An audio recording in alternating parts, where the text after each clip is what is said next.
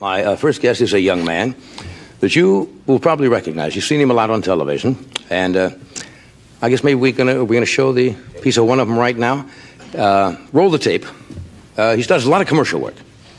Emmanuel Lewis. Just can't figure it out.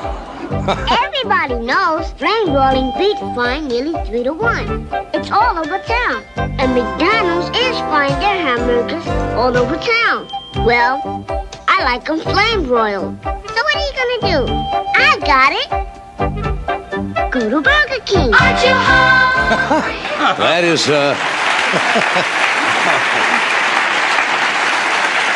my cheeks, I'm just... Yeah, very rosy. Just look at the monitor. My cheeks seem to be quite rosy. Anyway, speaking of Emmanuel, as announced today, he's going to be starring in a new television series on another network this fall called The Websters. Would you welcome Emmanuel Lewis?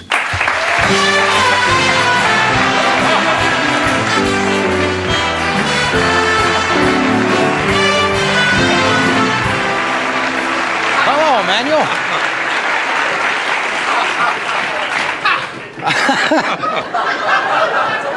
How are you? Fine, thank you. We've never met before until right this moment. That's right. Yeah, it's a pleasure to meet you. Thank you. Yeah. And you too. Me too, huh? Thank you, Emmanuel. You surprised me. For some reason, I thought you were going to be taller. Me too. Me too.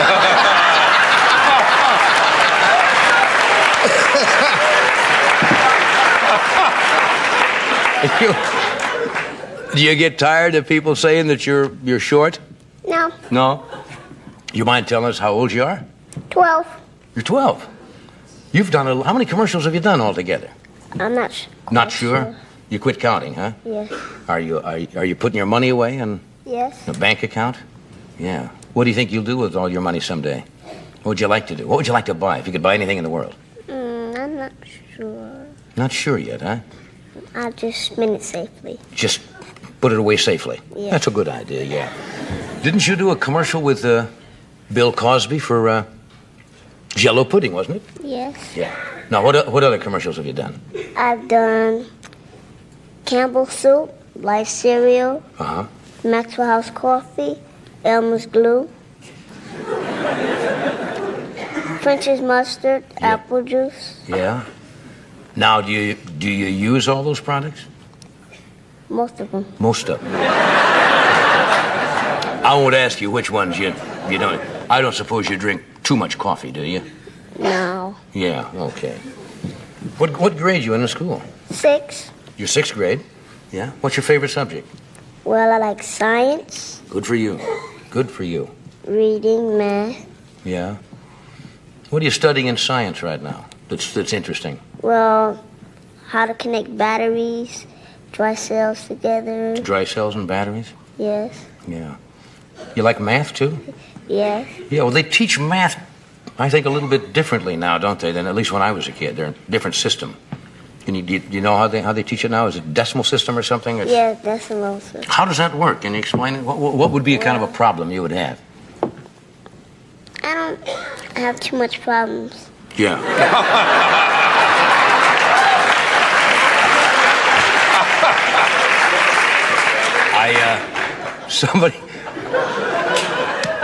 Somebody told me you made a trip to Japan? Yes. What'd you go to Japan for?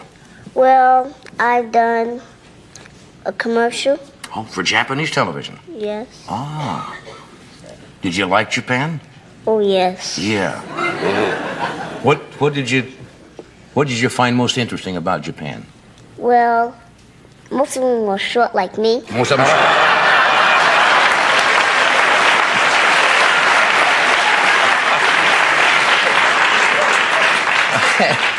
Had you read anything about Japan in school? Did you know anything about it before you went there? Well, all I know is that they speak Japanese. Speak Japanese? And, let me see. Did you go to Tokyo? Yes. That's a big city, isn't it? Yes. Yeah. How long were you in Japan? That depends on what time I went there. Well, you been there more than once? Yes. You have, yeah. I've never been to Japan myself. And you've been there more than once? Yes. Yeah. Where else have you traveled? Traveled to L.A. In Los Angeles? We have a little piece of, is this the film, a commercial you made in Japan? I guess we're going to show, right? Yes. What were you selling there? Well, baby store noodles. Baby store noodles? Yes. Okay. All right, here's Emmanuel's commercial for Japan. It's my show! Baby star, twinkle, twinkle, tiny little star. Baby star, it's shining in the sky. Yes, it's just like me. Little, but it's shining ever bright. Yes, it's just like me. Oh, come on, baby star.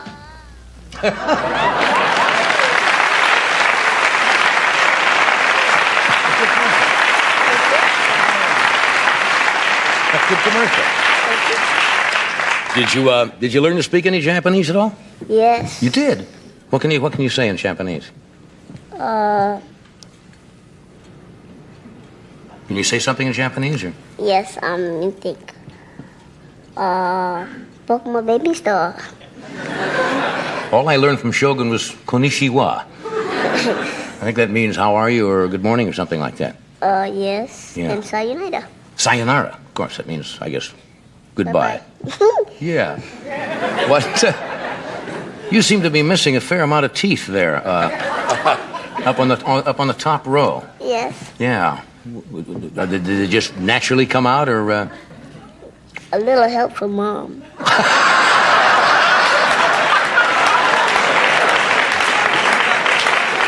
A little help from Mom. Now, you don't mean by saying that your mom. Yes, I do. Well, Mom will certainly be happy to hear that tonight on television. Mom, we have to talk to this later. Yeah, we have to talk to Mom later. I remember when I was a kid, I'd take you put them under your pillow for the tooth fairy. Right. Did you do that? Yes.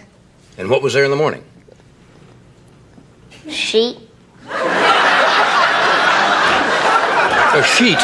Yeah, well, I know that. Well, usually there'd be maybe a dime or something like that. Didn't the tooth fairy leave anything at all? No, didn't, huh? Yeah. That's probably because you've got so many commercials going, you didn't need it anyway.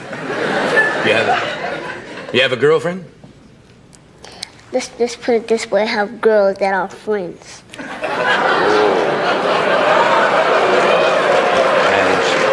That is well put, very diplomatic. You have girls who are friends. Right. The girls can be very nice friends, can't they? Yes. Do you go to the movies together, or No. you don't? Just talk and stuff like that? Yes. Dance maybe a little bit? No. No dancing, huh? No hugging or No. no kissing? No. You mean to tell me? Only for Mom. Only from Mom? Yes. Oh, I think I I have to kiss her after, so I won't get in trouble. Yeah.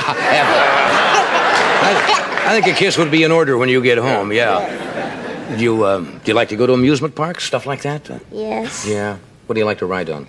Well, my uncle put me in a cup, like in Disneyland. Oh, yeah, those Yes. cups that spin around? Yes. And I thought I had some bakaka.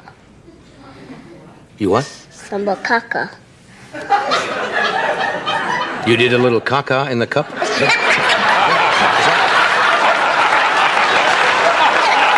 that what?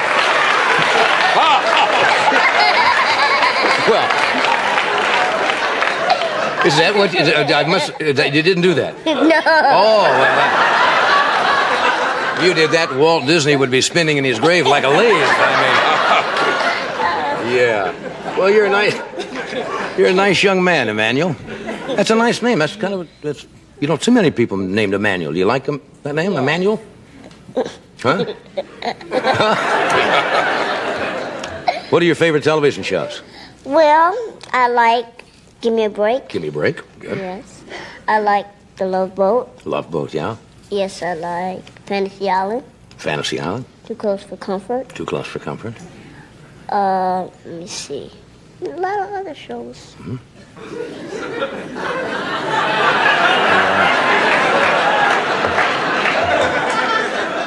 You ever watch this show? What's in a blue moon?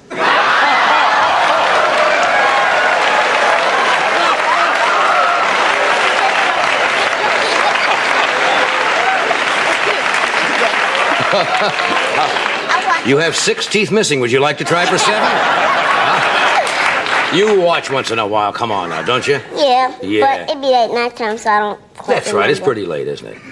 Well, Emmanuel, I'm glad you could be with us tonight. It's nice to meet you. I enjoy watching you on television, and I hope you enjoyed being with us tonight.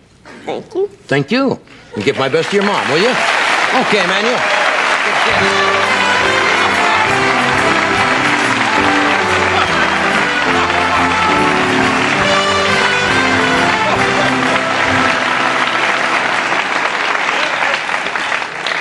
I thought it was a Mattel toy walking in.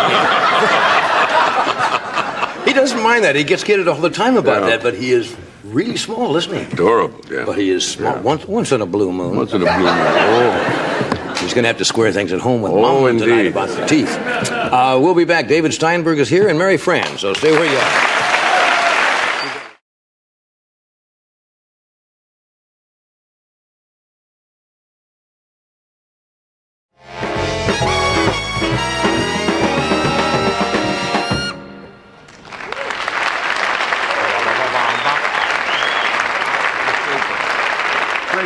Great band, as our guests always say. Great band. Steve Martin is here tonight. Steve has a bizarre sense of humor. Yes. He knocks me out. He'll be performing at the Troubadour here in Los Angeles tomorrow night through Sunday. And then he's going to be appearing at the Golden Bear in Huntington Beach, California on Monday and Tuesday. Would you welcome back Steve Martin?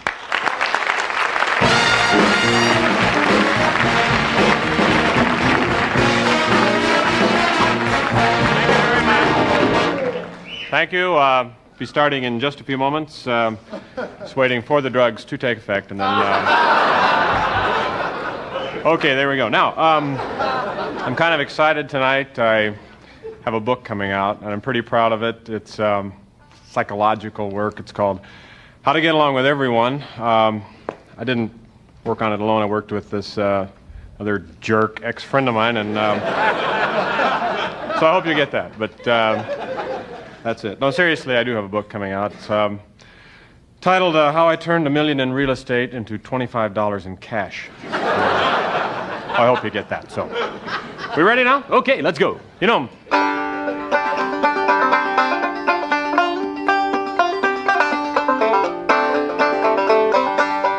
I kind of think comedy should be based on real experience. So, right now I'd like to do a little thing that happened to me titled The Day the Dopes Came Over. I was sitting at home, peeking through the blinds at my neighbor's wife, minding my own business, when I heard a knock at the door. "Who's there?" I shouted. "We don't know." I knew immediately that the dopes had come over. I opened the door and invited them in. Glad to have company, even if they were a bunch of dopes. "Well, what brings you by this way?" "Yup." "Would you like some coffee?" "No, thanks. I think I'll just sit here and suck on this table." He clamped his lips firmly around the table, but still listened intently to the rest of our conversation. "Gall," said one dope. "How long have we been here?" "Oh, about 2 minutes." "Gall, we should have left hours ago." And they packed up some of my things and lumbered out. "Goodbye, dopes," I shouted. And the dopes turned and shouted back, "Goodbye, you big stupid idiot."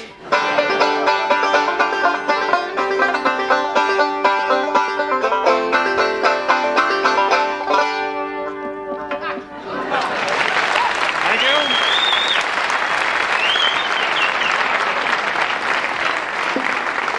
Okay, and now it's time for a movie review. The Hindenburg. Okay. Oh, that's okay. Am I on yet? I am. Okay, then I'm going to keep going. All right. Let's get going now. Hey! You people are weird. Okay, folks, I'm kind of interested in magic, and you always see these magicians come out and they do these production tricks, but they always have on these big coats and everything, and you know pretty much where it's coming from. But I'm going to do a trick tonight that kind of gets around that problem. I picked this up. I was in Egypt this morning, and I learned this trick, and I'd like to do it for you now. So here we go. Let's not waste any more time. Let's go. Hey! Hit it. Perfect. All right. Okay, here we go.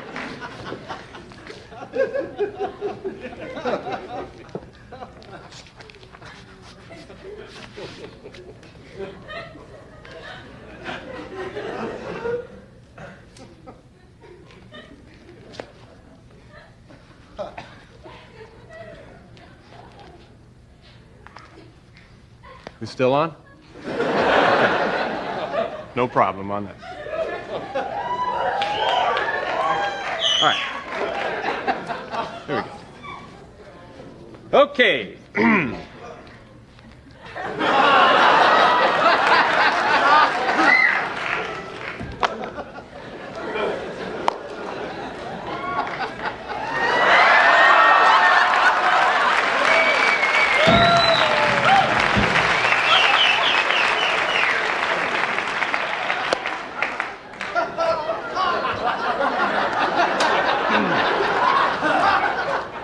Pretty good tan, huh?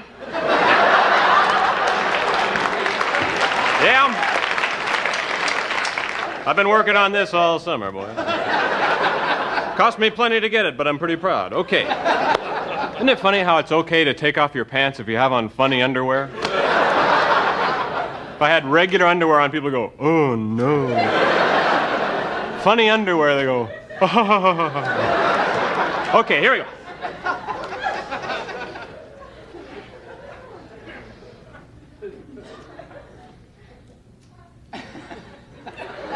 Here we go.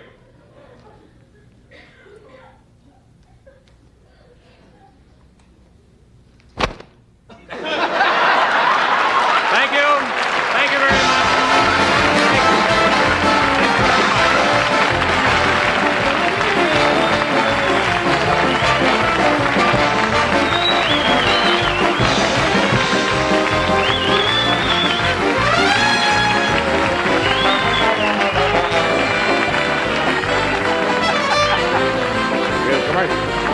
We'll be right back following this brief intermission as soon as Steve gets ready.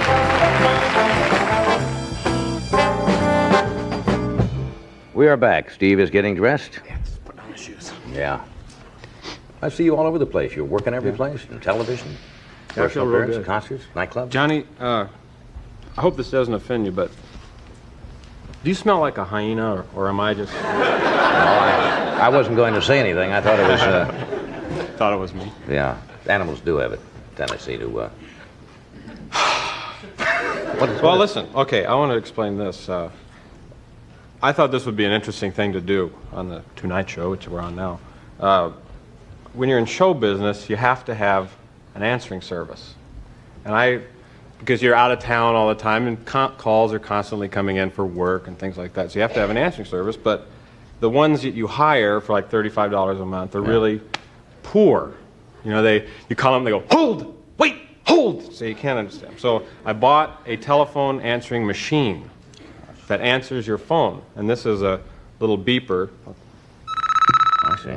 And you play this into the phone and it retrieves your calls. And you can leave it's a recording. You leave a little recording with a little joke if you want, which I have on mine. And A little humor when people call. Oh, yeah.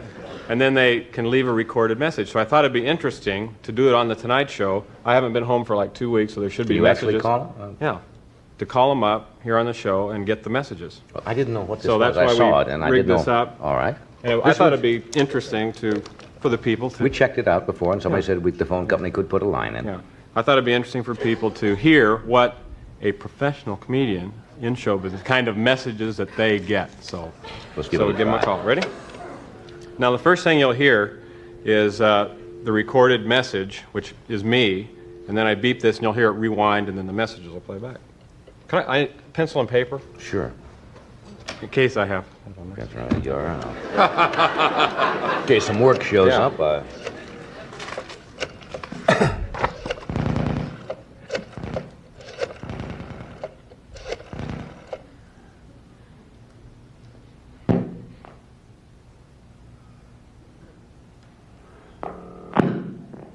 Hello, this is Steve Martin. I'm away from the phone right now, so your call is being answered by an expensive telephone answering machine, who is also, incidentally, my wife. So if you'll leave your message when you hear the beep, I'll be happy to call you back. Now that triggers the rewind. Should I rewind it? Now it plays back all the messages you got. Hello, Steve. This is Fred down in the garage. Yeah, we were able to fix that lighter. No problem at all. Cost about $8, I guess. Please call when you get in. All right. Steve, this is Jimmy Hoffa. Give me a call when you get a chance. Meow, meow, meow, meow, meow, meow, meow, meow. Meow, meow. It's my cat. Steve, this is Trudy.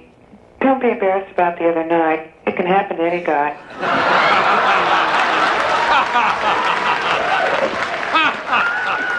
Hello, Steve. This is Victoria. Don't be embarrassed about the other night. Any guy. It doesn't mean you're not a man. Talk to you later. Steve, this is Bill. Don't be embarrassed.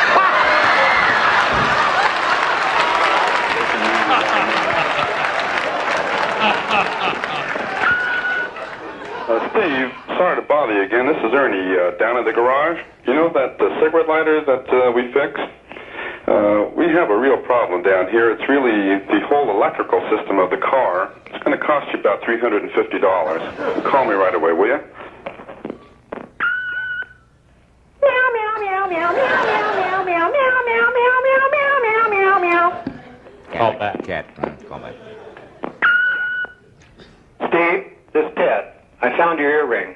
Bye.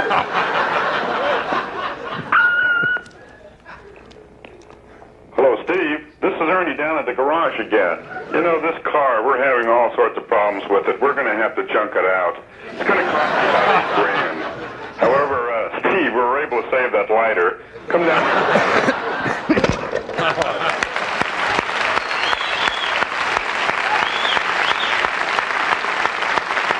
We'll be right back.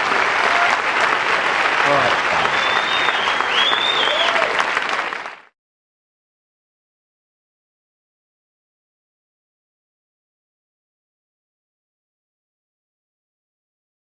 And this is the first time we've had him on the show, or at least we've had a chance to meet. Would you welcome, please, Oliver Reed? It's nice to have you with us. Thank you for having me. How are you?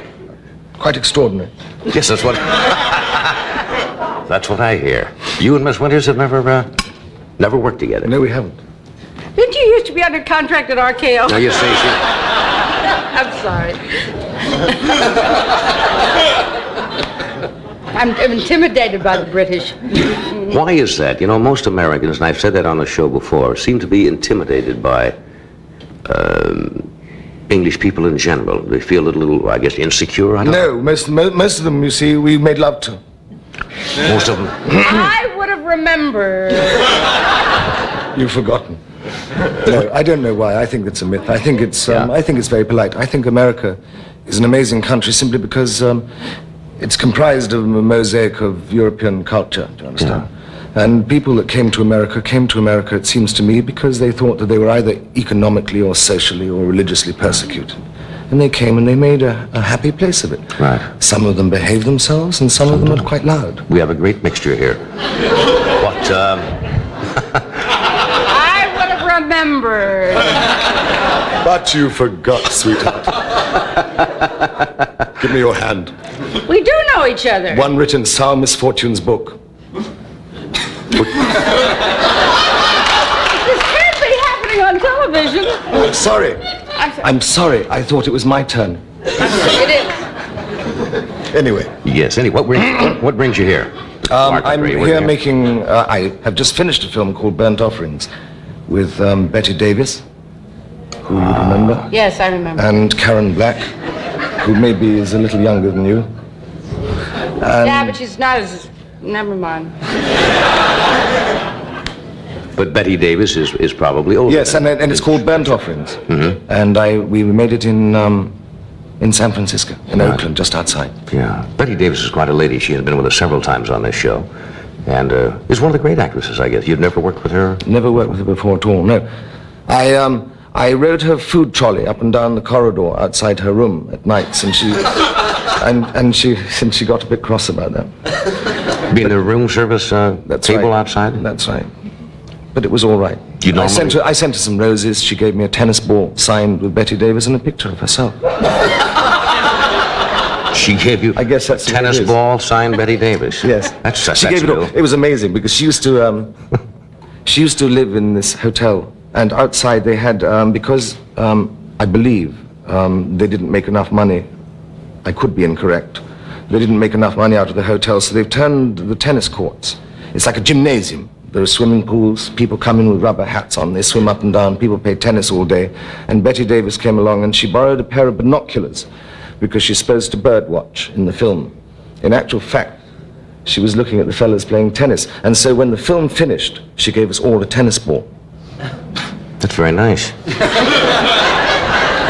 I don't have one myself, and I would like I'll to have ask one. her. Would you ask her next time? They're on the prop strike. We have to take a break? All right, we'll do a commercial. We'll be right back. Stay where you are. We're talking with Oliver Reed and Shelley Winters, and you brought up the word kinky, which is a word they use in England quite often, but it's not too used here. Well, how would you define that? And then the I'll English ask. are rather kinky.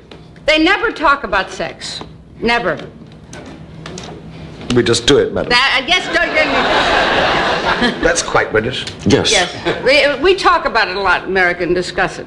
Do you know, I'm playing a colonel in my next film, and this is why I look extraordinary. And I combed my hair, and I thought... You look like Hitler. Excuse me. That's why I didn't recognize Do you know that Hitler was an Austrian, and most Prussians and British are very close, and that's why we fought each other. Mark my words. So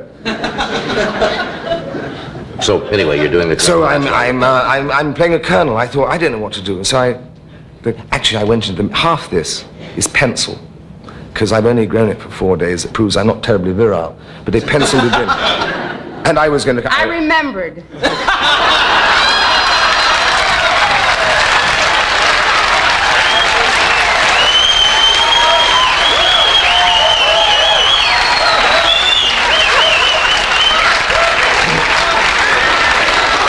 That is why, ladies and gentlemen, you woke up the next morning with my moustache. Yes. Sometimes a moustache and a mask will hide the identity. How come you get a moustache? No, wait a minute. This is American. We're very Puritan. We have the Puritan tradition here. Yes. Can I leave now for the theater? I have to be on the stage in a little while. You don't really have to leave, do you, Sean? No. And you have met before. And Do you know there's no way? Shh. Quiet. Can we end the show now? Please be quiet for a minute. Yes, sir. Good. I am not really used to this. Will you please be quiet for a minute while I talk to this gentleman? I'm on the show Yes, sir. to talk. Okay. Not just to hear you, madam. Yes, sir. Right. Right, Oliver. This is like the Right? And she was saying it was a bad audience? Women's liberation, madam, will never survive. Not while I'm in the kitchen. This could turn out to be a hell of a fight tonight. About that. Oh, you won't slip down because, madam, I noticed while you were on the show, you're actually far more controlled than you make out. Would you take off your shoe? One? Because on the bottom of your shoe, you have some... I bought them in England. Do you know why that's on there? Do you know why? So she won't fall over.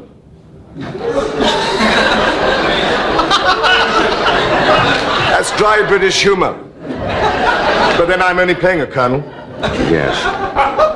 Royal Scots Dragoon Guards. Is that what you are? Are you a member of the Royal Scots? No, actually, in the film, I'm supposed to be... the opening scene of the film is quite funny, actually, because the opening scene, this is the new film, I read the script yesterday. I very rarely read a script. And I'm looking at some cows, and the lady comes up to me and she said, would you join my father? I'm Colonel Blood's daughter. And I say, how do you do, madam?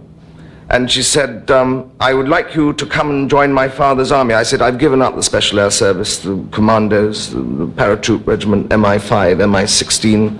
I've given all that stuff off, and I've given it all up, and I'm just with the cows. And there's boom, boom in the background. She said, what's that? And I said, it's my gamekeeper, keeping away my creditors. And she said, well, then won't you join the army for money? And the British have been mercenaries. And I said, well, I don't really want to. I mean, if the cows could give milk, we'd be on good footing. And she looks down, they're all heifers. So she says, they're all heifers. So I say, oh, I've never had anything to do with sex and that sort of thing. Oliver, don't do this picture. Don't do this film. Well, you should see the cows.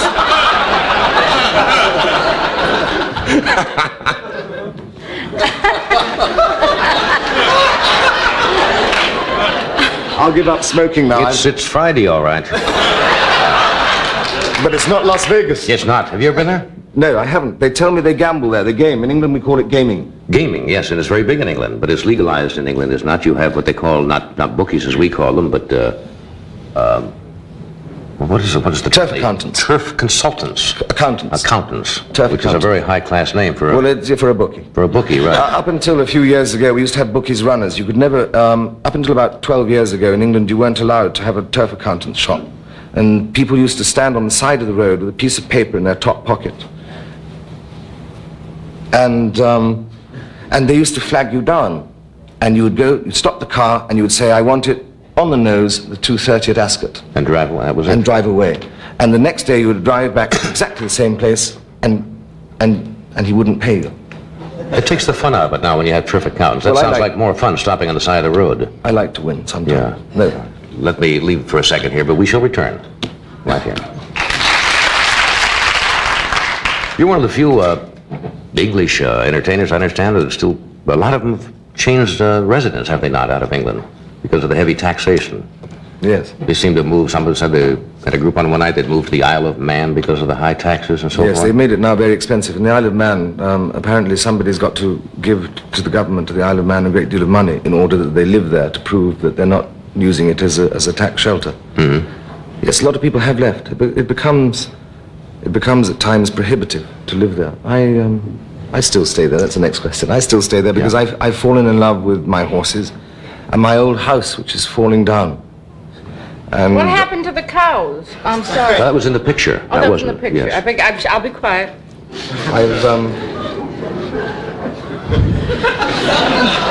I've fallen in love with my horses, madam, and my old house, which is falling down. And I've spent the last 3.5 years with the aid of a lot of film technicians who now can't get a job, like painters and plasterers and chippies.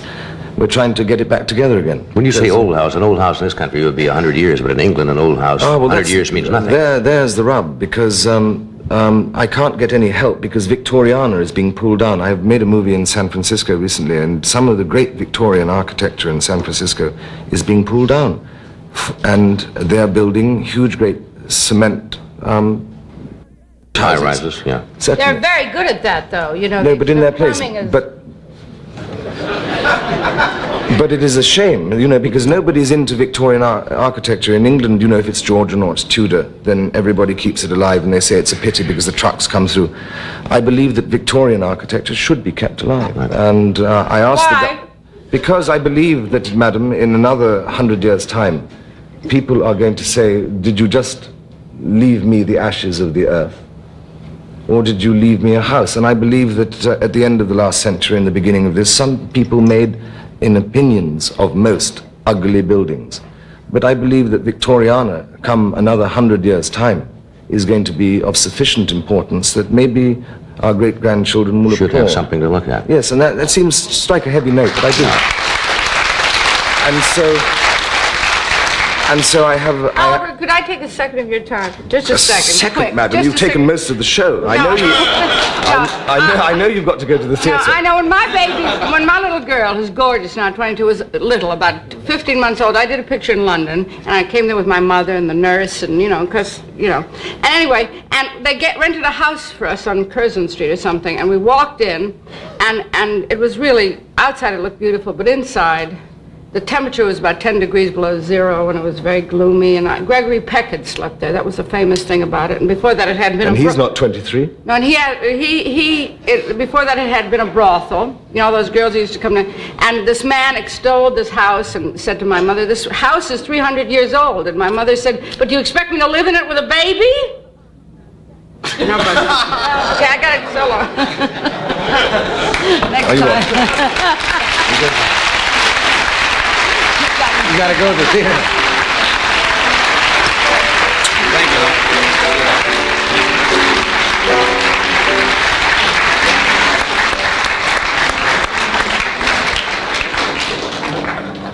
Anyway.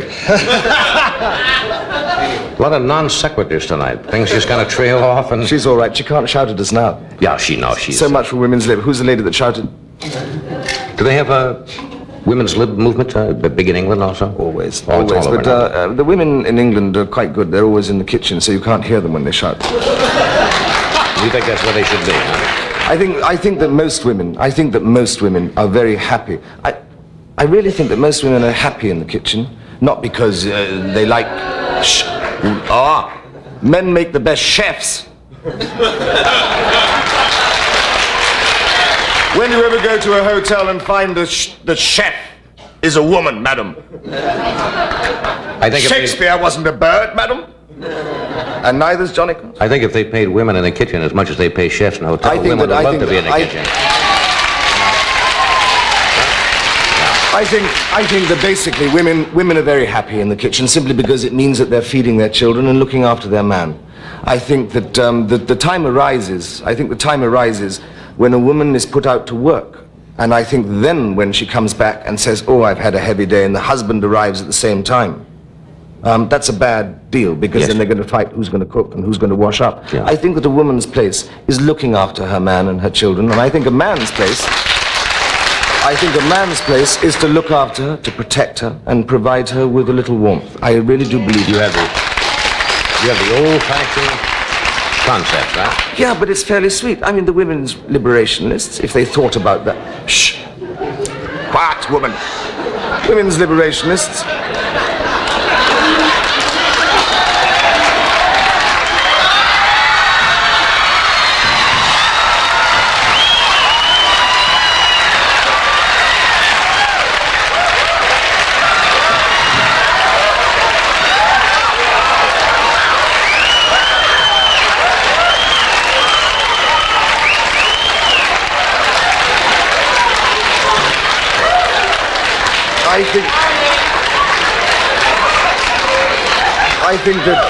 I think that women's liberationists...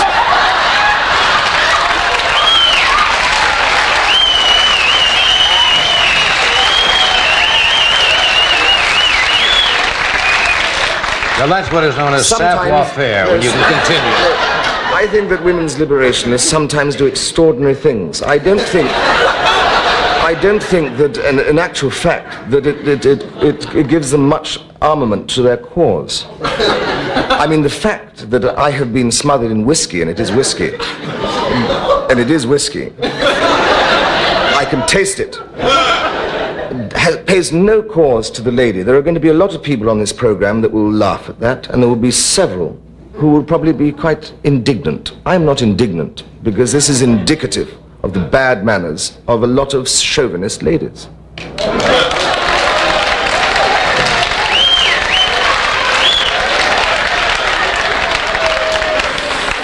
I like this show myself. But then I shall stay here until it dries. I hope you just lick it off. If Ed was here, he'd help you clean up. We'll be right back.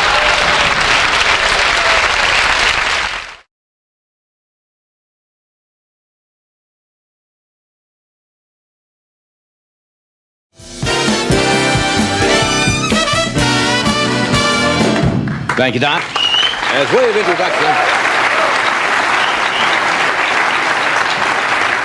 a couple of weeks ago when Sylvester Stallone was here, we showed a little film clip from Rocky III showing him in the ring with a professional wrestler. Now, the guy who played the wrestler was a pretty good-sized fellow, and his name is Hulk Hogan, and I'm told in the ring he's about as mean as he is big. We're going to show the little film clip here first. If for those of you who did not see Rocky III, get some idea of the part that he plays. I think Thunderlips is the name he plays in the picture. Here's from Rocky III. Watch the monitor. All right, you guys, you know this is for fun, so take it easy and give him a good show. Listen, after the match, how about we get a Polaroid together, okay? You're in trouble, man. I'm gonna break him in half like this. Seems like lately everybody wants to beat me up. This is entertainment. It's fun and games. Stay away. Make faces. Move around the ring. Got it, kid. All right. Here's the ring. Yes. Yeah, I get nervous every time he does that.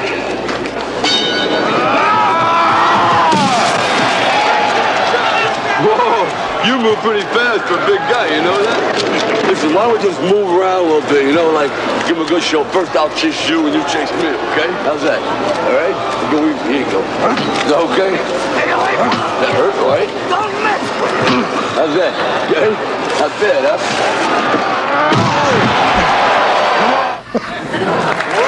Well,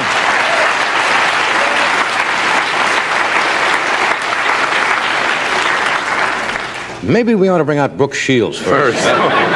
Would you welcome... He's not upset, is he? No, I hope not. Would you welcome Hulk Hogan?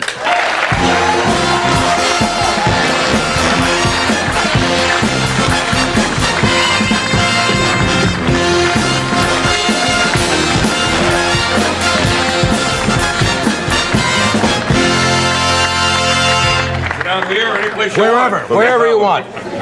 Take my seat, take my seat, take my desk. Are you, Hulk? Just fine.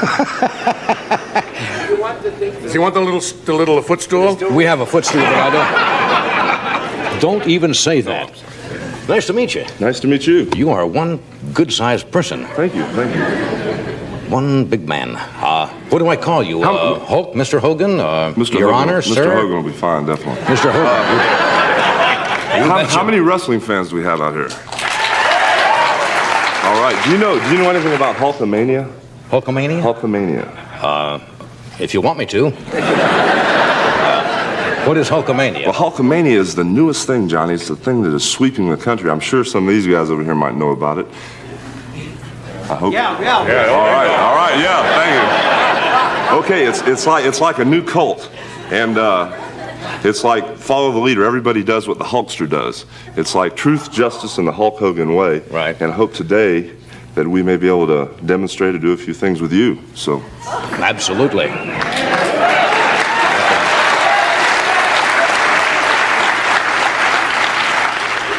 I'm looking at the size of your arms. I don't believe this. I wish I had anything that big.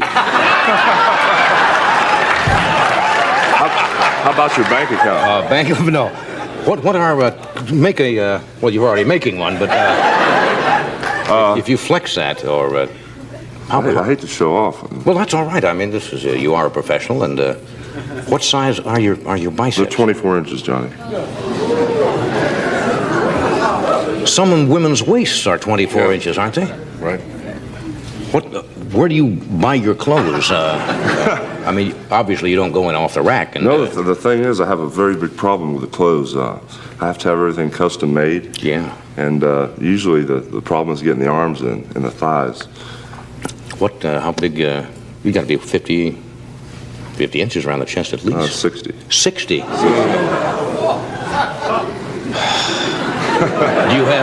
Do you have most of these things made? Most of the stuff like this I have made, but other things I can go to a Fat Man store and get my legs in them, and then they just take the waist up and close everything up.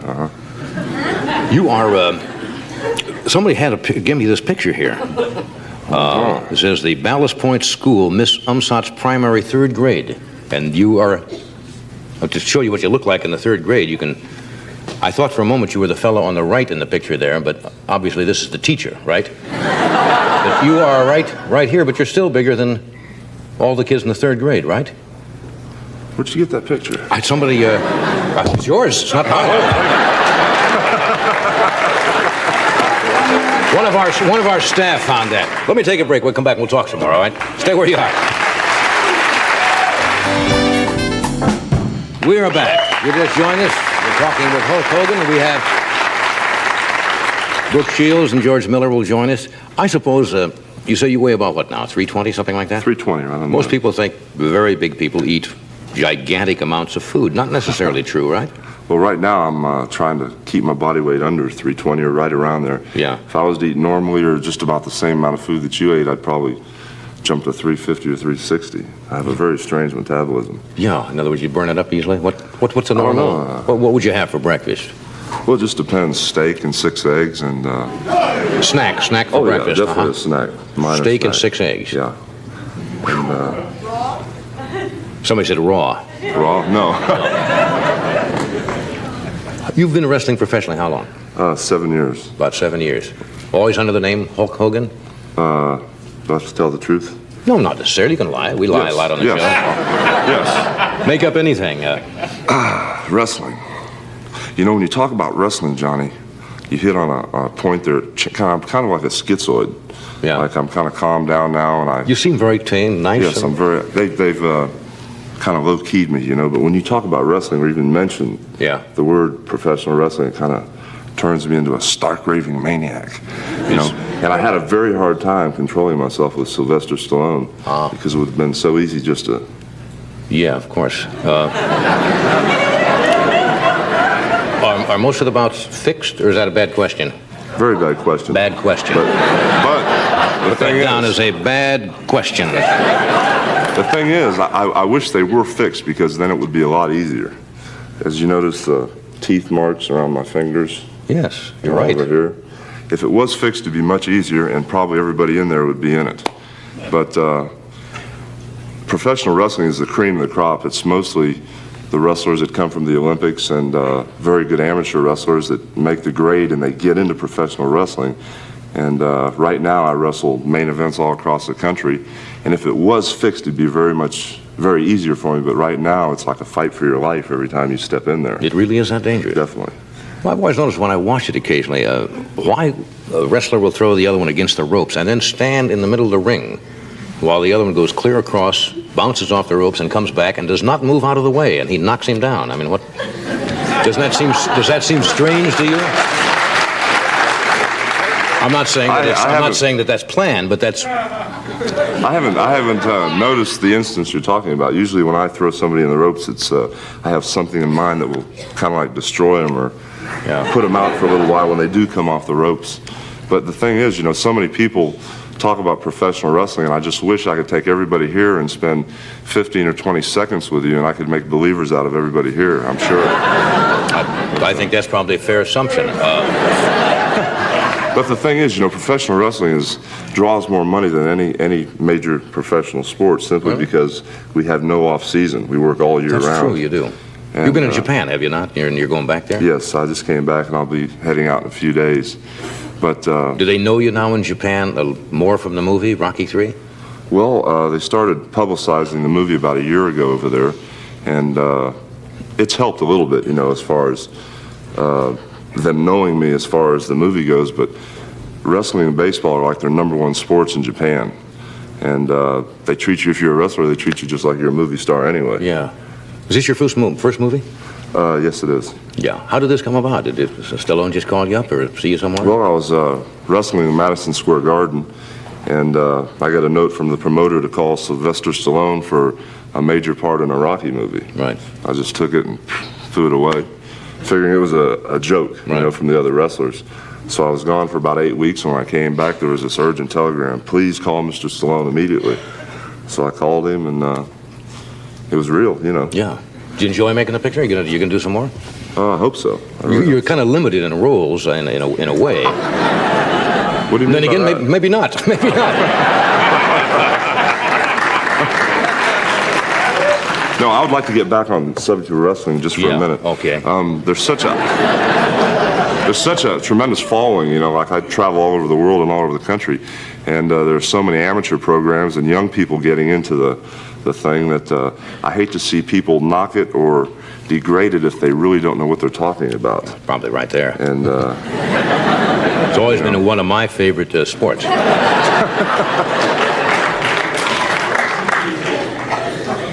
I love it. Love it. Great. Love it. Wouldn't miss an Olympic every Friday night. Right down there in the front row. We have to cut away? Yeah, you're leaving where?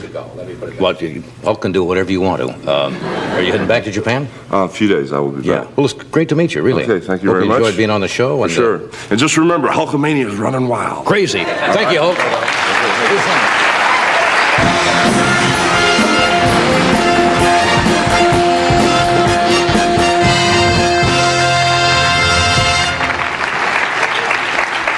I looked at the picture sitting next to him on the monitor, and I felt like Lily Tomlin in The Incredible Shrimp. I seem to get smaller and smaller.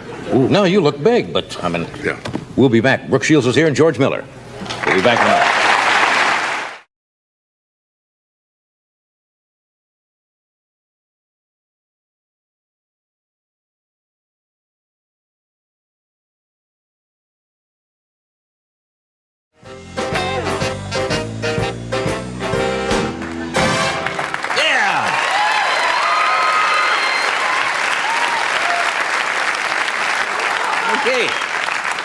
My next guest is a very talented actor who you remember from the Rocky pictures as Apollo Creed. He's starring in a new movie called Action Jackson. I can't even say Action Jackson. I have to say Action Jackson, like it's in the air. Please welcome Carl Weathers.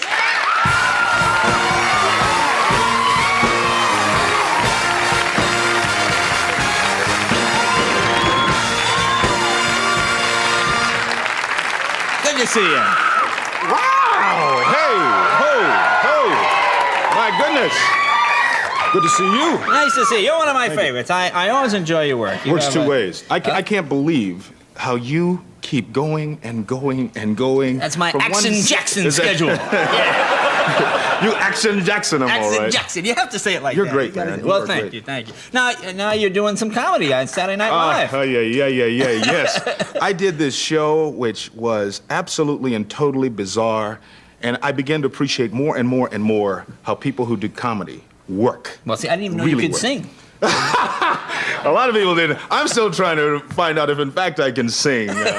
I got, you do a monologue on that show, and the whole idea is you want to come out and you want to really enjoy the show. So I came up with this idea, this song I remember from way back when, and then I went traveling all around the country after I did the show, and everywhere I went, people were saying, well, that song you did, where'd that song come from? You got to do this song. And I wound up doing this song, like, everywhere. Suddenly, this song has become like, I don't know, America's song. It's bizarre, but it's like you did some impressions, too. Yeah. Did a Jesse Jackson impression? Yeah, I did on the show. I love it. You laugh at me. I did Jesse Jackson. Well, it worked. I don't know. It just worked. Yeah, but you see, if people don't laugh, you're much bigger. You can down there and just slap the audience around. People go, oh, we better laugh. I have so much to live down. I mean, the last thing in the world I want to do is go out there and, I'm trying to entertain them. No, that's good. Who else do you do? Oh, well, I do the guys that I love. It's easier to do somebody who's identifiable and somebody you love. And people will say right away, well, who do you do? And I say, well, there's a good friend of mine, He's from Austria.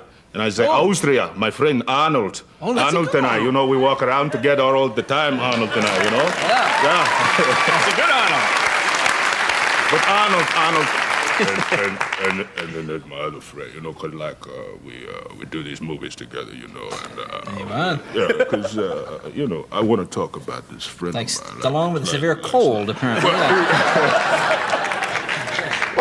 This is what happens when you come out here, though. My voice is up like 8 octaves from where it normally is. Let me ask you now, when you do a movie, I saw you, what was that movie, Predator? I saw you with, you had... Yeah, that was the one. You had Arnold, and you had Jesse the Body Ventura. Jesse the Body Ventura. Is there a lot of macho kind of... Well, it starts out really with just guys who know you got a lot of work to do. But if you get in with these guys, and first of all, I mean, I'm really not as physical in some ways as a lot of people would think. But when you're with these guys, you can't do, you can't help but do any other thing.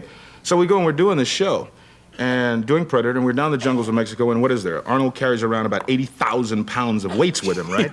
And he just takes over a portion of the hotel and sits the weights there. So I'm down there and I'm with like Mr. Universe, Mr. Galaxy, Mr. Everything, Arnold Schwarzenegger, and I go, this guy's got the biggest arms in the world now. I got to kind of beef up here. I got to pump up a little bit, right? Oh, yeah, you're a wimp. So, Good thing I wasn't there. I would have killed myself. That's right. So Arnold's got the gym, and he's going down at like 4:30 to work out every day before we go shoot. And I figure if I can 4:30 sneak in the morning? In the morning, because we're up at 6 o'clock to go out and work out, right? So I decide I'm going to get up a little earlier. I go in at 4. Well, I find out later that Arnold starts going in at 3:30. I'm going, this is insane. This can't go on. So I figure, okay, I won't get up earlier, but I'll go down after, or go downstairs after we come back in the evening, and I'll go run the hill, which is 3.5 miles down and 3.5 miles back up. One day I'm running up the hill, and here comes Arnold, driving by, because he comes in later than me. The next day, Arnold is out running the hill. Oh, yeah. So here we are, these two guys are supposed to be actors, right? And it's this competition. Finally, it's like, come on, truce, Arnold. What you should do is go out, stand by the hill, wait for him to drive by, and then go back to bed. See? But you're smart. That's why you have this job. Now, do you do a lot of your own stunts in these movies? Obviously, you're in pretty good shape, so do you... I don't know what else to do. I mean, you know, that's once you do these movies and fans love what you do, right? It's like you have to go more and more and more and do more and more and more. So I find myself doing as much as I can. But there's so many great stuntmen around that, you know, when it gets really hairy and scary. Well, I mean, are you one of these guys? Because even I mean, I did a film and they weren't really stunts, but someone will say, Jay, walk through the door. Oh, we have a stunt guy to do that for you. And you feel like, I mean, no, I know. Do you feel silly not doing your own stunt? Well, it depends on the stunt. I mean, I've done things that have been incredibly difficult and gotten through it. And I've seen other guys, stuntmen, do things that were not difficult at all. I saw a guy once, I was asked once to do a stunt, which was simple. Just run up and jump on a fire escape and climb up the side of this fire escape because it's hanging from a building. Right. Something told me, no, this is not right. Something about this is not right. Stuntman goes and does it. The thing falls off the side of the building. You know? So I go and do these things on top of a car with all these explosions. I come out unscathed. But sometimes the easiest things can appear to be very dangerous. How about love scenes? You bring in a stunt guy for that? Only when she has a runny nose. You know what I mean?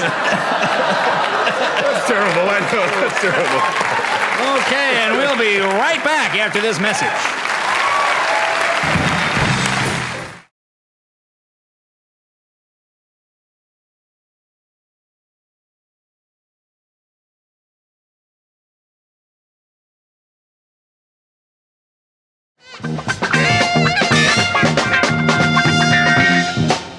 We are back.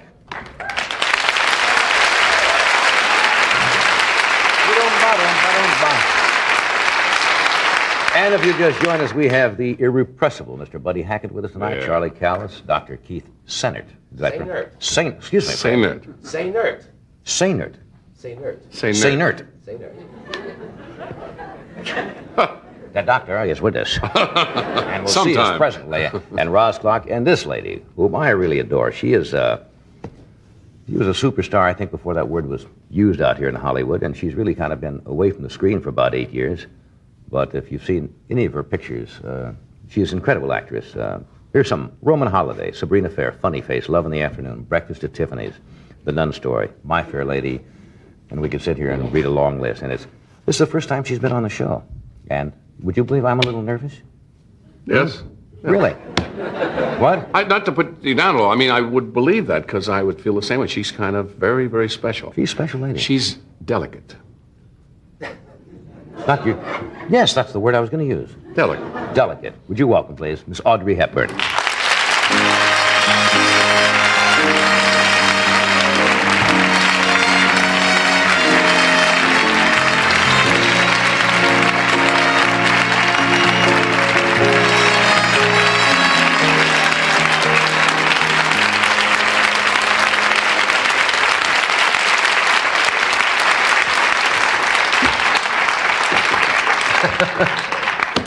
How are you? All right. You looked super last night. Yeah. You really did. I must tell you, my wife Joanna, whom you met briefly the other night at Swifty Lizard. Thank you. She is beautiful, isn't she? Lovely. She is an unabashed fan of yours. Absolutely. She wanted me to tell you that. Thank you. Privately. Now I've done it publicly. It'll probably embarrass her. But you gave that show last night a lovely, lovely quality about it. And you don't appear too much in public anymore, do you? I mean, you've been away from the screen for what, really, about 8 years? 8 years. And now you've done Robin and Marian with Sean Connery. Yes. Yeah. Did you miss it at all? I mean... Well, I had so many other things to do, which I liked so much. I didn't really miss it, no. Yeah. I would guess It was fun, though. I would guess you're a rather private person. aren't you? Yes, I am. And can stay away from... That's why I'm sitting here with everyone. Well, we were delighted you're here. I have not seen Robin and Marion yet, but from the people I've talked with, I've seen they... You can see it tomorrow. Really? Is it official opening tomorrow? Tomorrow, everywhere. All over the country? All over the country. Yeah. This is back in Robin and Marion. You're talking about Robin Hood and Maid Marian, right? That's right. What? Do you always do the gesture when you say his name? The little bow and arrow gesture? I think that's nice. Robin Hood. I think that's good. I was just saying that for a moment, as I told you, I was a little nervous having on here today, and I was trying to think of Robin Hood. Robin Bow and I'm Arrow. much more nervous than you. No, and I couldn't think of... You're used to this, I'm not. I'm not used to having you here, though. How do you feel, really? Huh?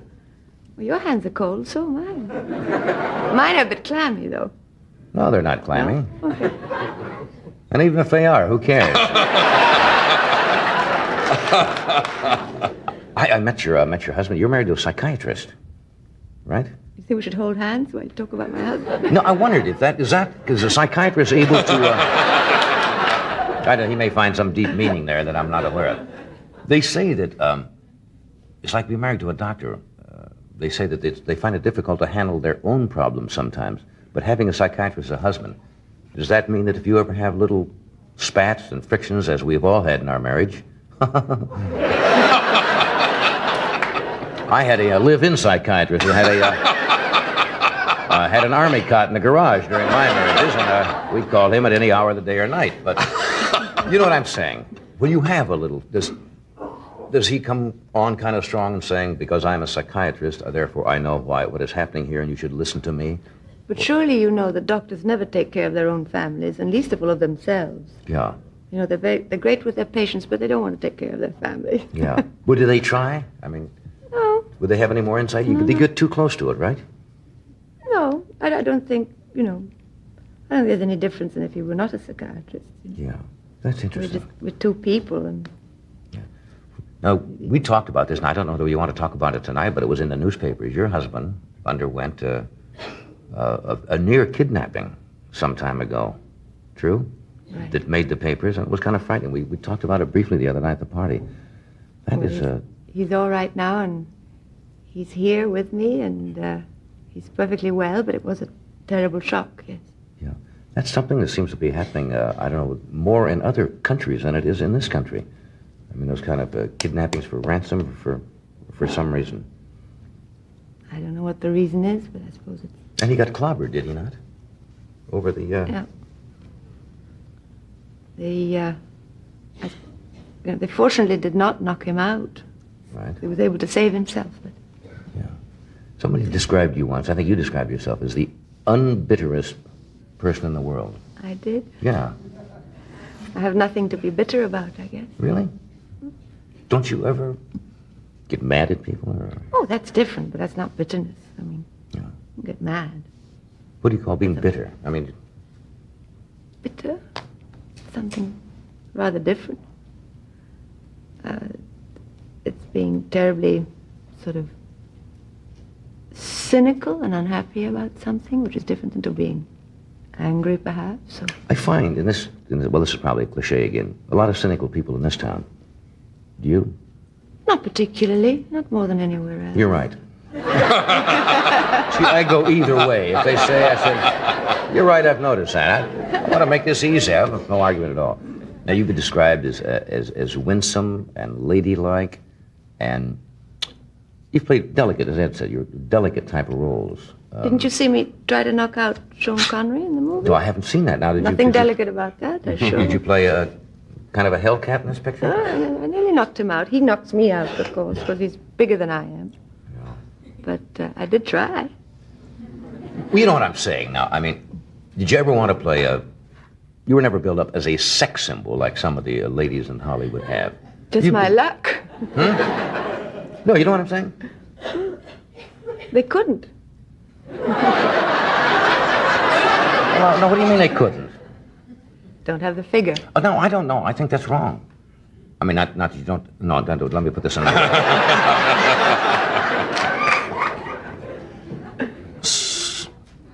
Sex... I know where I'm going. You don't really think that somebody to be sexy has to do with just the outer appearance. Seriously, do you? I wouldn't know about that. I mean, that's up to the others to decide. Well, what do you think, Ed? About you, John? No, not about me. What I'm trying to say is I think sex is an inner quality. Yes. A woman can have a lot of sensuality. Let me tell you, as far as I can see right here, she's a very sexy lady. And that's what I'm talking about.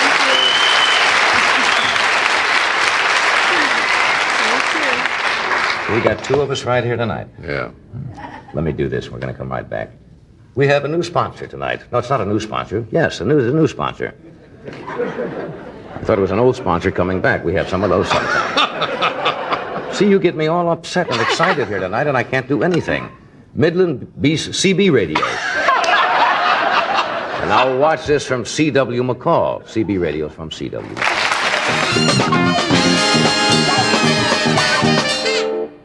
We are back. Thank you, Doc.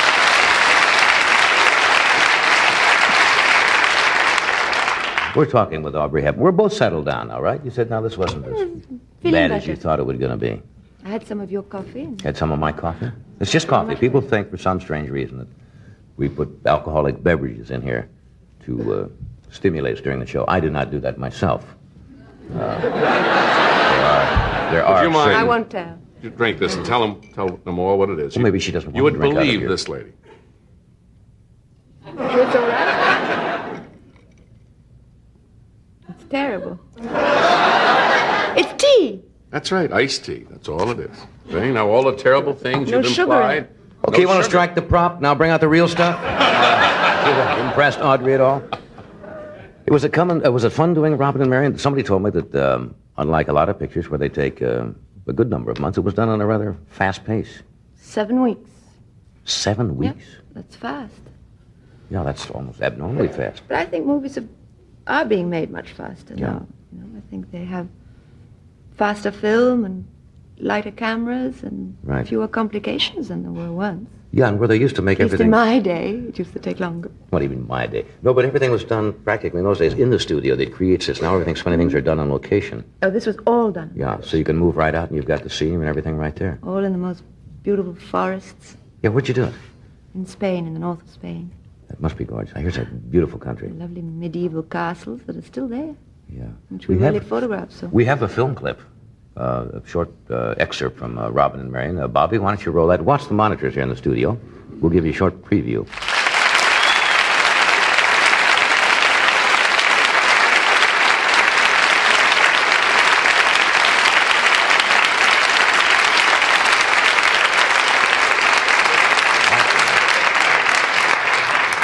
You just jump off of that screen. That's a lovely scene. It's nice to see an old-fashioned love story. Reminds me of my days in Nebraska when we used to go out in the wheat fields. But you know, Not quite as romantic as that, unfortunately, but nevertheless, we went into the wheat fields. that part of the country looks like Nebraska, where you saw the wheat fields. Yeah? The miles and miles of wheat. It's Nothing comfy else. out there. Story. Real comfy. Cornfields are bad. Wheat fields are nice. Somebody told me you also took a tumble making this picture off the horse. No, I mean, yes and no. It Oh. wasn't off the horse. We were in a covered wagon that turned over in the water. And I don't know if you've ever been in a covered wagon that's toppled over in the water, but it's very hard to get out of. I would guess And so. the water was not very deep, and it seemed awful silly to drown about a yard of water. But that's what nearly happened. I thought most people would think that they would have stunt people or stunt gals who would come in. I guess this wasn't because considered that dangerous. It did not seem, it was not meant to topple over, to turn over, but the level of the ground was uneven, and what was very dangerous is we had a very large horse that panicked and was rearing back on top of us in the water. You see, now what we've talked about horses? Right. So See, He was trying to get out of the water. We have a continuing argument going. I always say that horses are not the brightest animals in the world, and they will panic in a situation like that. But they're right to panic. It's not stupid. A pig would not do that. We have a continuing thing about the horse and the pig. Pigs would not do that. Panic, you say. Pig wouldn't be there anyway. Well, you'd look silly going across with two pigs pulling a cub. Come on, pig. That's right. Move my pig. That's bad. That's silly, of course. But nobody was injured at all, or was the horse injured? No, we were bumped about a bit, and the horse wasn't injured, no. Yeah. But we were okay. We stopped shooting that day. Yeah. Now, you won an Oscar for Roman Holiday, right? I've heard now a lot of people keep Oscars in strange places. Somebody mentioned the other night they use them as doorstops. True, because they're very heavy. Where do you have? Do you have yours in any particular place? I have it on a shelf in our playroom. Yeah. I see it every day. Yeah. I'm very proud of it. You should be. It was a super movie. Are you going to...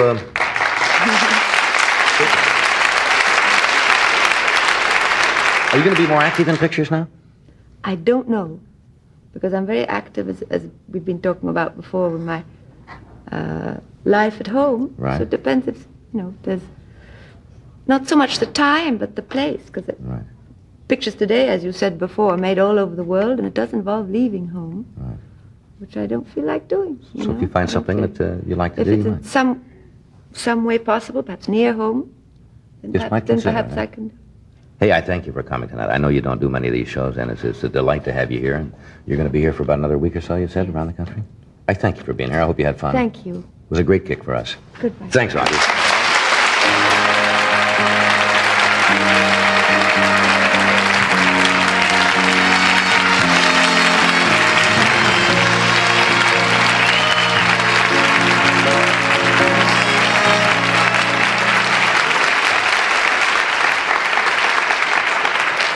Real style, doesn't she? Yeah. Real style. Lovely lady. Classy lady. She was terribly nervous tonight, but so was I. I think for her. Yeah. Did I show it at all? No, you're fine. I like particularly the part when you couldn't remember Robin Hood's last name. I thought that was Robin. I think that's good. It's Robin Hood. I think that's good. Didn't you ever do that when you can't think of something? You visualize it and you Robin Hood. The guy with Try this, Mohammed. That's it. Okay, we're gonna be back with our guests and some more show. Who do we have as guests, you ask? Well, we have Buddy Hackett, we have Charlie Callis, and we have Dr. Keith Sainert. Sainert. Now, why do you say the accent is on the last syllable? He likes it that way. Sainert. It's like say nurse, only Sainert.